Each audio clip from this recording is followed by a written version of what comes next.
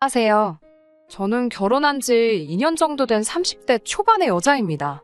저는 대학교에 진학하면서 미술을 전공하고 싶었지만 부모님의 거센 반대에 부딪혀 결국 경영학과로 진학해야만 했습니다. 부모님이 반대하신 이유는 미술은 돈이 있어야 지원을 해줄 수 있는데 당시 저희 집 상황이 좋지 못했기 때문이에요. 부모님의 마음을 이해했기 때문에 저도 힘들었지만 포기해야만 했습니다. 대학교를 졸업한 이후에는 그래도 중견기업에 취업해 그럭저럭 생활하는데 지장은 없었습니다. 부모님한테 한 번씩 용돈을 드릴 경제적 여유도 생겼고요. 직장 생활 외 제가 주로 즐기는 일은 만화책을 읽는 일이었어요. 나이도 먹을만치 먹은 여자가 집에 와서 만화책을 읽는다고 부모님은 별로 좋아하지 않으셨지만요. 그러다 어느덧 20대 후반이 되었습니다. 저는 제 나이에 대해서 별로 심각하게 생각하지도 않았고 스트레스도 없었는데 부모님이 보시기엔 그게 아니었나 봐요. 자꾸 집에만 있지 말고 나가서 사람도 만나고 결혼할 생각도 하라면서 잔소리를 하시더라고요. 그러다 지금의 남편을 만나게 되었습니다. 그 무렵 어머니가 봉사단체에서 만난 분의 아들이라며 빼지 말고 한번 만나보라고 하도 채근을 하셨거든요. 그래서 효도한다 생각하고 어머니가 주선한 소개팅에 나갔다가 남편을 만나게 된 거였어요. 저보다 3살 많은 남편은 공무원으로 학교에서 일하고 있었어요. 선생님은 아니고 학교에서 주로 행정 업무를 보는 사람이었어요. 원래는 소설가가 되고 싶었는데 부모님의 반대로 못했다고 하더라고요. 서로 부모님의 반대로 꿈을 이루지 못했다는 공통점이 있었기 때문인지 말도 잘 통하더라고요. 그렇게 1년 정도 만났을 무렵 결혼 이야기가 나오기 시작했어요. 이미 양가 어른들도 서로 알던 사이다 보니 결혼 이야기가 나왔을 때 큰 소리가 날 일도 없었습니다. 남편 쪽에서 작은 전셋집을 마련해 주셨고 저희 친정에서 혼수를 도와주셨고요. 결혼식은 반반 부담했고 자가용은 각자 결혼 전부터 한 대씩 소유하고 있었습니다. 벌이의 경우 제가 남편보다 조금 더 낫긴 했지만 남편은 공무원이라 정년도 보장되어 있었고 연금도 나오니까 솔직히 누구 한 명이 더 기울고 그런 건 없었어요. 그 점도 저희 부모님이 마음에 들어 하시는 부분이었고요. 저는 솔직히 제 인생이 평범하지만 행복할 줄만 알았어요. 그런데 이렇게 어처구니 없는 이유로 남편과 사이가 멀어지게 될 줄은 정말 상상도 못했습니다. 결혼 전 저는 분명히 남편에게 그림 그리는 것도 좋아하고 만화책도 좋아한다고 이야기했었고 남편도 그런 저에게 소녀 같다며 했었거든요. 그런데 하루는 남편이 술에 잔뜩 취해와서는 저더러 정신 차리라며 술주정을 부리더라고요. 저에게 돈도 안 되는 건 그만하라면서 나이 30 먹고 무슨 만화책이나 보고 앉았냐고 정신 차리라고 하는 거예요. 사실 그 무렵 시아버지가 아는 분 보증을 서주는 바람에 갑자기 시댁 사정이 너무 안 좋아졌거든요. 그래서 남편이 금전적으로 좀 도와줬던 걸로 알아요. 그런데 남편도 원래 수입이 많지 않으니까 스트레스를 받았던 모양이에요. 그래도 그렇지 저한테 화풀이를 하니까 너무 서운하고 속상하더라고요. 저도 경제적으로 여유만 되면 도와드리고 싶었지만 저희 집도 친정어머니 건강이 안 좋아지셔서 이래저래 돈 들어갈 일이 많아졌거든요. 게다가 결혼할 때 생활비를 반반 부담하자고 한 건 남편이었어요. 솔직히 장모님이 아프신데 과일 한 번을 살 생각을 안 하더라고요. 한 번은 제가 보약 한 채 해드리고 싶다고 하니까 그건 제 돈으로 알아서 하면 되지 않냐고 선까지 딱 그었고요. 그때 진짜 엄한 정이 뚝 떨어졌는데 이제 와서 시댁이 힘들어질까 저한테 화풀이를 하니 저로선 어이가 없었네요. 아무리 속이 갑갑하고 열불이 올라온들 이런 이야기를 아프신 친정 어머니께 털어놓을 수도 없고 자랑도 아닌데 친구들한테 이야기해봤자 제 얼굴에 침 뱉기나 마찬가지겠더라고요. 결국 혼자 화를 삭히기 위해서 일기를 쓰기 시작했어요. 처음에는 글로 쓰다가 나중에는 만화처럼 그려보기도 하고 인터넷에도 올려보고요. 그런데 생각지도 못하게 제가 올린 만화일기가 사람들한테 인기를 끌기 시작했습니다. 스스로도 생각지 못했던 일이기에 깜짝 놀랐어요. 최근에는 재미없고 우울한 하루를 살고 있다고 생각했는데 그런 제 생활에 공감하는 사람들이 많다는 것도 신기했고요. 그런데 그런 저를 남편을 포함한 시댁에서는 굉장히 못마땅하게 생각하더라고요. 특히 남편에게는 7살 어린 신우가 있거든요. 신우는 대학교에서 순수미술을 전공했어요. 예쁘장한 얼굴에 미대생이란 타이틀 때문인지 또래 남자들한테 인기도 많은 신우는 좋게 말하자면 늘 자존심 세고 콧대가 높아요. 솔직히 저는 예의 없고 싸가지 없다고 말하고 싶지만요. 아무튼 그런 신우는 대학교를 졸업한 후 마땅히 할 일 없이 놀고 먹는 중이에요. 원래는 개인전도 하고 대학원도 가고 나름 계획이 있었던 것 같은데 시당초 시댁이 아주 여유가 있는 집도 아니었는데다가 시아버지의 보증 사건으로 이룰 수 없는 꿈이 되어버렸네요. 그럼에도 불구하고 직장을 구하려는 노력을 전혀 하지 않는 걸 보고 어떤 의미로 진짜 대단하다는 생각이 들더군요. 그런 신우는 제 만화가 인기가 높아지자 너무 어이없어 하더라고요. 한다는 말이 그림 좀 그린다고 그게 다 예술은 아니라면서 제 그림은 초등학생도 따라할 수 있을 수준이라고 하더라고요. 수준이 너무 낮다면서 유치해서 못 봐줄 지경이라고도 했습니다.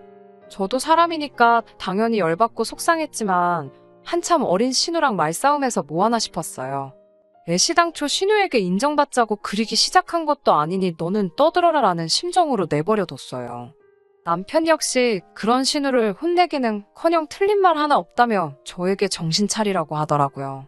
제가 남편이란 사람이 아내가 즐거워하고 좋아하는 일이면 적극적으로 응원을 해줘야 하는 거 아니냐고 따져 물었어요. 그러자 냉정하게 들리겠지만 제 만화를 좋아해주는 사람들은 다 수준이 없고 못 배운 사람들 아니겠냐며 그런 거 그릴 시간에 차라리 아르바이트라도 하라고 하더군요. 시부모님이 저렇게 힘들게 사시는데 너는 만화가 그려지냐며 빈정대는 건 예사실이었습니다. 남편이야말로 매일같이 칼퇴근하는 직장이고 집에 오면 저녁 먹고 쉬기 바쁘면서 저한테 투잡을 운운하니 어이가 없었어요. 마음 같아선 한마디 사붙이고 싶었지만 동시에 마음 한편으론 자기 부모님이 아프니 자기도 얼마나 스트레스 받겠나 싶어서 몇 번이고 한 대 때리고 싶은 걸 꾹꾹 눌러 참았습니다. 그러다 결국 일이 터지고 말았어요. 제가 만화로 일기를 쓰기 시작한 지 6개월이 지나갈 무렵 웹툰으로 유명한 회사에서 같이 일해보면 어떻겠냐고 연락이 왔어요. 만화책도 만들고 상품도 만들어서 팔아보자면서요. 인생에 다시 안 올 기회일지도 모른다는 생각에 덜컥 계약을 해버렸습니다. 남편과 상의해볼까 생각도 잠깐 했지만 워낙에 부정적인 인간이라 보나마나 초치는 소리나 해댈 것 같았고 싫은 소리 듣는 것도 이골이 난 상황이었기에 그냥 냅다 질렀습니다. 그래도 업계에서 힘 좀 쓰는 회사 덕분인지 제 만화는 전보다 더 인기도 많아지고 그로 인해 제 수입도 기대 이상으로 늘어나기 시작했습니다. 더 이상 회사 생활과 병행할 필요가 없을 만큼요. 결국 계약 후 얼마 지나지 않아 회사에 사직서를 냈습니다. 사직서를 내던 날 결국 돌고 돌아 내 꿈을 찾았다는 생각에 감격스럽기까지 했어요. 그리고 그날 밤 남편에게 간략하게 왜 퇴사했는지와 앞으로 어떻게 일을 할지에 대해서 알렸습니다.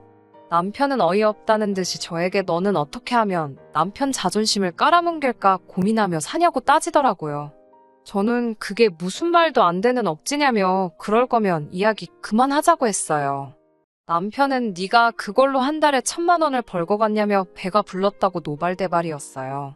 그리고 다음 날이 되자 남편에게 들었는지 신우한테도 전화가 왔어요. 신우는 저에게 오빠 무시하냐면서 인생 그렇게 살지 말라고 쏴붙이더라고요. 시댁이 망하면서 남편이나 신우나 엄청나게 자격지심을 느끼는 것 같더라고요. 아무 뜻 없이 한 말에도 자기들을 무시한다고 생각하고 걸핏하면 따지고 들고 그러다 보니 저도 더 말을 안 하게 되고 그런 악순환이 반복되는 중이었어요. 그때쯤부터 남편과 각방을 쓰게 되었고요. 하지만 그럼에도 불구하고 가족이니까 제가 선택한 사람이니까 어떻게든 끌어안고 가보려고 했어요. 시부모님이나 신우생신 때는 예전보다 훨씬 좋은 선물도 했고 남편과도 매사 상의하려고 시도했었고요. 각방을 쓰고 있는 와중에 저는 제 나름대로 좋았던 그때로 돌아가기 위해 손을 내민 거나 마찬가지였는데 막상 선물을 하겠다고 하니 저더러 돈 좀 번다고 유세 떠냐고 뭐라 하질 않나. 남편은 매사 관심 없다는 듯 제 마음대로 하라고 무신경하게 대답하질 않나. 너무 외롭더라고요. 마치 가족들이 작정이라도 한 듯 저를 따돌리는 기분이었어요. 그러다 얼마 전 충격적인 사실을 알게 되었습니다. 언젠가부터 제가 연재하는 만화마다 지독하게 악플을 다는 사람들이 있더라고요. 처음에는 깜짝 놀라고 당황스러웠어요. 악플은 연예인들만 겪는 줄 알았는데 내 만화에도 악플이라니 신기하기도 했고요. 그런데 그 수위가 점점 높아지더니 나중에는 제 사생활과 인성을 운운하기까지 하더라고요. 그래도 명색이 제 배우자니 혼자서 고민하는 것보다 나누는 게 좋지 않을까 싶어 어떻게 하면 좋겠는지 상의를 하려고 했어요. 그런데 남편은 정말 심드렁하게 인터넷인데 누가 무슨 말을 못하냐며 그냥 냅두라고 하는 거예요. 하다못해 저한테 괜찮냐는 말조차 없이 대충대충 대답하는 남편에게 엄청난 실망감을 느꼈어요. 결국 경찰에다 그 악플러들을 고소했어요. 가뜩이나 머리 아픈 일이 많은데 이런 문제까지 신경 쓰고 싶지도 않았기에 합의 없이 다 진행할 작정이었죠. 다행히 악플 다는 사람들을 전문으로 해주는 변호사 사무실을 회사를 통해 손쉽게 찾게 되었고 제가 모아놓은 자료를 건네니 일이 순식간에 진행이 되더라고요. 그런데 생전 먼저 연락 한 번 없던 신우한테 전화가 다 왔더라고요. 제가 무슨 일이냐고 묻자 축벽축벽거리더니 저에게 기니 할 말이 있다며 한번 만나자고 하더라고요. 모처럼의 기회일 거라는 생각에 다른 약속 다 접어두고 신우를 만났습니다. 신우는 저를 보자마자 대뜸 무릎부터 꿇더라고요. 사람들 많은 데서 왜 그러냐고 신우를 일으켜 세우니 신우가 변호사한테 받은 고소장을 저한테 보이면서 두 번 다시 그러지 않겠다고 고소장 좀 취하해주면 안 되겠냐고 부탁을 하더라고요. 솔직히 큰 충격을 받았습니다. 저에게 정말 도를 넘는 악플을 달던 사람이 완벽한 타인도 아니고 아무리 사이가 이전 같지는 않다지만 내 남편의 여동생이었다는 사실이에요. 왜 나를 향해 그렇게 악플을 달았냐고 하니 순수미수를 하던 신우와는 달랐지만 제가 그림으로 돈을 벌고 승승장구하는 모습을 보니 질투심에 자기도 정신이 잠깐 어떻게 된 것 같았다고 말하며 계속 미안하다는 말만 반복하더라고요.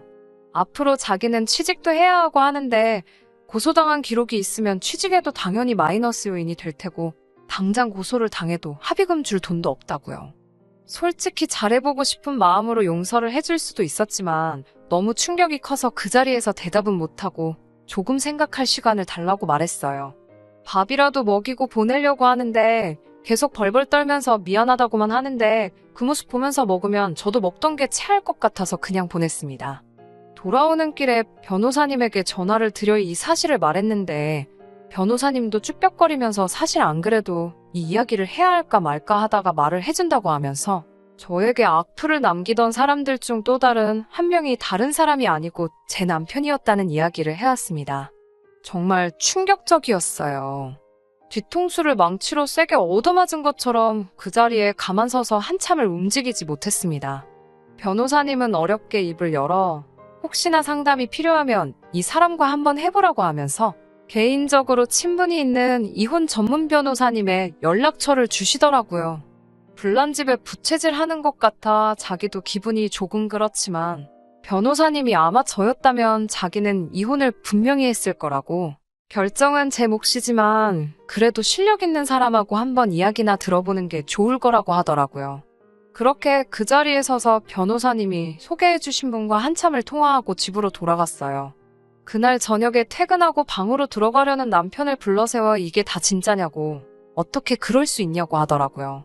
남편은 제게 사과는 못할 망정 자기 동생 고소장 취하하지 않으면 재미없을 줄 알라며 으름장을 놓기 시작했어요. 저도 이제 더는 참을 이유가 없을 것 같아 고소장 취하할 생각도 없고 너도 고소해버릴 거라고 강하게 나갔습니다.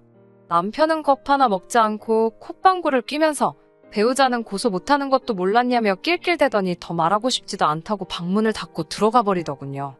모르고 있던 건 제가 아니라 남편이었어요. 저는 이미 남편과 대화를 시도하기 전에 벌써 업계에서 가장 실력 좋기로 소문난 이혼 전문 변호사님에게 받을 수 있는 모든 자문을 받은 상황이었기 때문입니다. 모욕은 이혼 사유가 될 수 있고 남편이 이혼을 거부하면 저는 법원에 이혼 소송을 걸 수 있고 모욕죄는 친고죄라 형사고소까지 진행할 수 있다는 사실을요. 거기에 하나 더 보태서 이혼 소송을 걸어 남편의 행동으로 인해 정신적 피해 보상을 요구할 수 있고 이로 인해 위자료까지 청구할 수 있었습니다. 혼인기간이 길지 않아 금전적 대가를 많이 요구할 수는 없었지만 위자료에 모욕죄 합의금까지 더하면 2천만 원 정도의 돈을 받을 수 있었습니다. 시아버지 보증 때문에 이미 시댁에 많은 돈을 도와준 터라 남편은 빚까지 내서 저에게 합의금을 지불해야만 했습니다.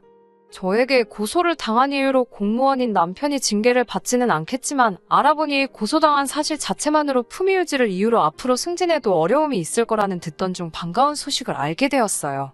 신우는 저에게 합의금 300만 원을 줄 돈이 없어 제가 다른 방법을 생각해냈어요. 안 그래도 요즘 일손이 부족했던 터라 제 사무실로 불러 2달간 무상으로 일을 하라고 했습니다. 그러면 고소도 취하해주겠다고 하고요. 순수미술 운운하며 제 그림 수준 낮다고 무시하던 신우가 제 지시를 받으며 이악 물고 자비를 하고 있는 모습을 보니 속이 후련하더라고요. 물론 그 얼굴 계속 보고 있자니 남편 얼굴이 떠올라 합의금만큼 일을 시키면 더 이상 제 근처에도 얼쩡대지 말라고 하고 쫓아낼 생각이에요. 이미 한참 전부터 어긋나버린 결혼 생활이었지만 어떻게든 제 스스로 되돌려보고자 했던 노력이 있었기 때문인지 이 사람들에게 제가 너무했다는 생각이나 죄책감 같은 건 들지 않습니다. 오히려 저는 기회를 줬는데 그 기회를 스스로 차버린 그 사람들이 당연히 감내해야 할 벌이라고 생각해요. 저도 늦게나마 이룬 꿈, 다시 제게서 떠나가지 않도록 부단히 노력할 생각입니다. 다시 가정을 꾸리게 될지는 아직 모르겠지만 당분간은 일하는 행복 때문에 생각이 나지 않을 것 같긴 하네요. 앞으로도 더 노력하고 인정받는 작가가 되도록 하겠습니다.